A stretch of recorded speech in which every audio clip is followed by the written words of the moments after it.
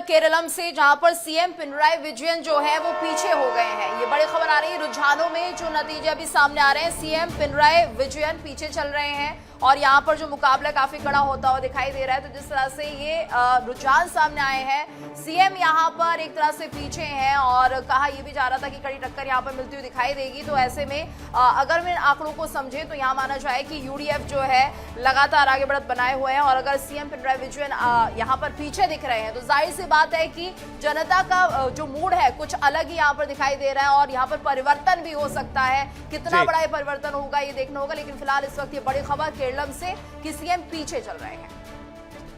बिल्कुल, सीएम पिनराई विजयन पीछे चल रहे हैं और उन्होंने आज अपने प्रोफाइल में अपना वो जो बायो है उसको भी चेंज किया था, ये भी हमें जानकारी मिली थी।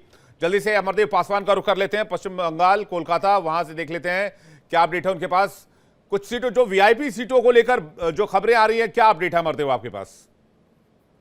वीआईपी सीटों की अगर माने तो जो है नंदीग्राम और भवानीपुर के अलावा जो है पनियाटी जो विधानसभा है, इन तीन जो है सीटों पर जो है पूरे देश की नजर है, पूरे पश्चिम बंगाल की जो जनता है वो जो है नजर जमाई हुई है।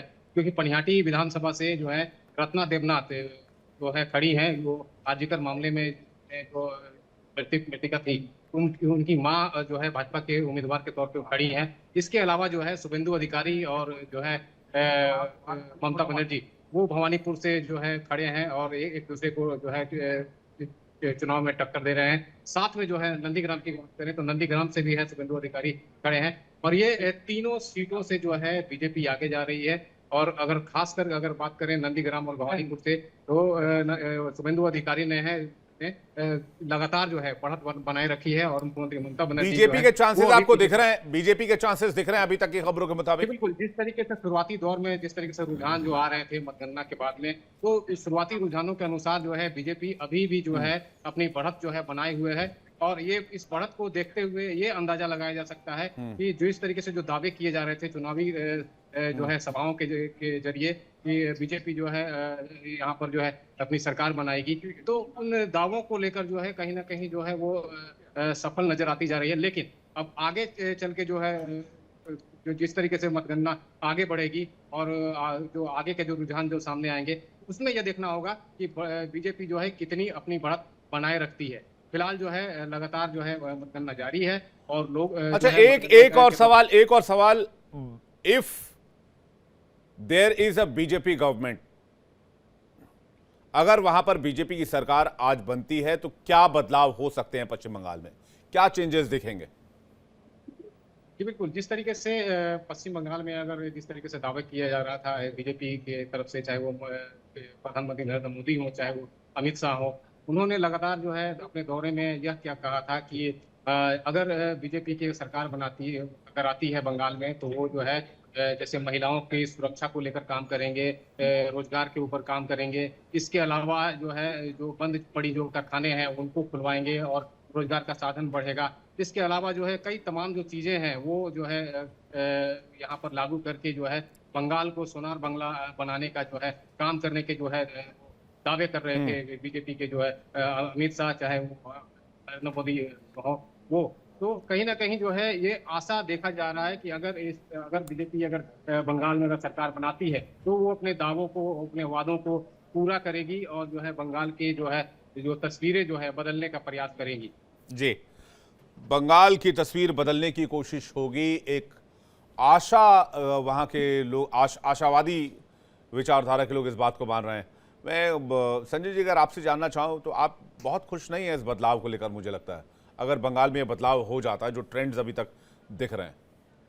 नहीं, मैं जैसे बार बार कह रहा हूँ कि एक रुझान है। हाँ। और काउंटिंग में ऐसा देखा गया कि ठीक ये जो इलेक्शन का जो काउंटिंग है, क्रिकेट मैच हम देखते हैं और जब ये देखते हैं तो दोनों से हम तुलना करते हैं कि भाई आप 17 राउंड तक तो आप जीत रहे हैं, 18वें राउंड में जाकर के मालूम पड़ता है कि आप हार गए। वो हार और जीत का अंतर कम हो सकता है। लेकिन संजय मिश्रा जी, अगर आप हाल के इलेक्शंस देखें, मैं बहुत पीछे नहीं जाता, मैं आप दिल्ली के इलेक्शंस ले लीजिए, हरियाणा के इलेक्शंस ले लीजिए, उसमें जो रुझान सामने आए उसमें 90-80% तक वही रुझान नतीजों में कन्वर्ट हुए। कुछ सीटें कम ज्यादा हुई होंगी, 100% मैं नहीं कहता हूं, लेकिन रुझान पहुंचे नतीजों तक नहीं।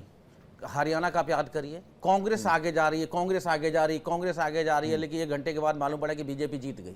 तो ऐसा नहीं है कि चूंकि देखिए 18 राउंड की गिनती है, 22 राउंड की गिनती है, कहीं 24 राउंड की गिनती है, कहीं 16 राउंड की गिनती है। तो होता है कि एक्चुअली क्षेत्रवार होता है, कहीं पे बीजेपी का वोट है, कहीं टीएमसी का वोट है, कहीं मिक्सअप वोट है, तो वो लेकर के फर्क पड़ता है। लेकिन मैं जो आपके बंगाल से अभी कवर कर रहे हैं आपके साथी, हमारे साथी, उनसे मैं जानना चाहता हूं कि क्या वो इस बात की सूचना उन्होंने ली है बिजली विभाग से कि इस बार भवानीपुर की काउंटिंग सेंटर से लाइट कट नहीं होगी, या किसी भी काउंटिंग सेंटर से लाइट कट नहीं की जाएगी जैसे पिछली बार की गई थी शुभेंदु अधिकारी के साथ नंदीग्राम में ममता के साथ, कि 4 घंटे लाइट कट के बाद वापस काउंटिंग करके और जिता दिया गया था।